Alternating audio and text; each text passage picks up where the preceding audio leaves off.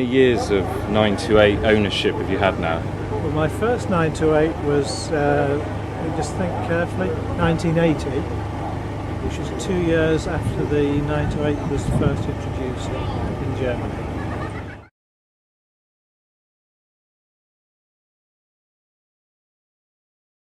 I've been a member since 1975, because my first Porsche was the same sort of year. That was a VW 914 Porsche. And you've also owned 911s as well, is that right? Yes, I had 911s after I had the 914, and I had those for a few years.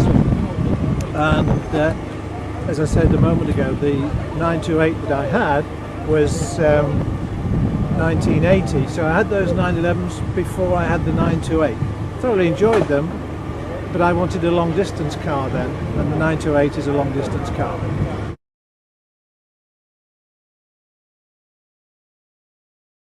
Well, I would say to people who don't know a 928 that they need to know some of the basic facts to look for. And if they look in Veloce's book about the 928, I've got nearly 30 years experience, and I've tried to distill that into as few words as possible, into a number of paragraphs where you can pick out the good, the bad and the ugly, and decide if the car in front of you is the car you want to buy.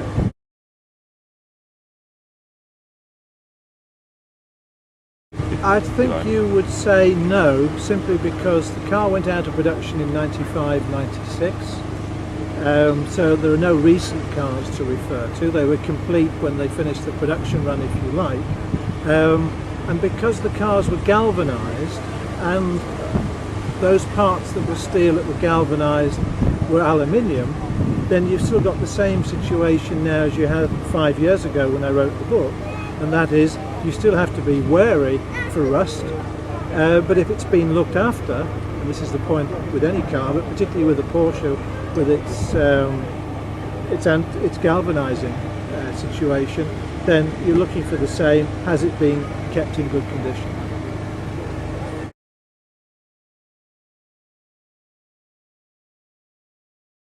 Well, one of the reasons it's a good car is that by the time they'd finished making the 928, they had to change the factory production methods to update them. So the 928 and even the 911 of its day was almost a hand-built car, and certainly wasn't built with the accountants in mind. The accountants didn't make the first decision. They just said, oh, well, that's the total price, that's what we'll sell it at.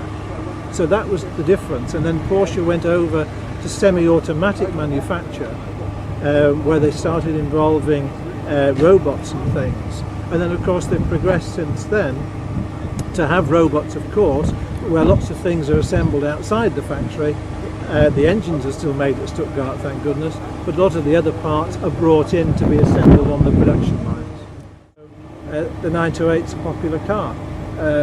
Just putting some numbers on it, there were 4,500 imported into the UK. We recently got a DVLA answer that said 1,800 roughly in 2007. The last year they've got figures, 1,800 were still on the road for their MOTs. So it can't be too bad, can it? No. It's a good car.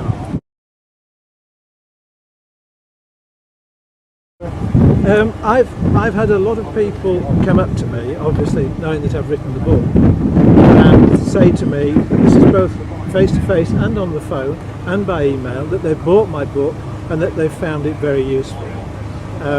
And hopefully the information in there, which was intended to be concise.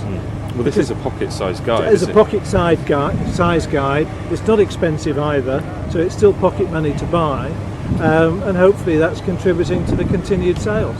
Could it save you a lot of money then? Yes, I think it could. Yeah.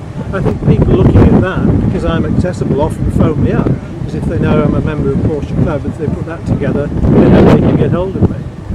So I take a lot of phone calls, people ringing up and say, look, I've got this car in front of me, what do you think? And often they just need to be given that little bit of guidance, which is either buy it by all means or walk away. Yeah. And I'm not afraid to tell them to walk away.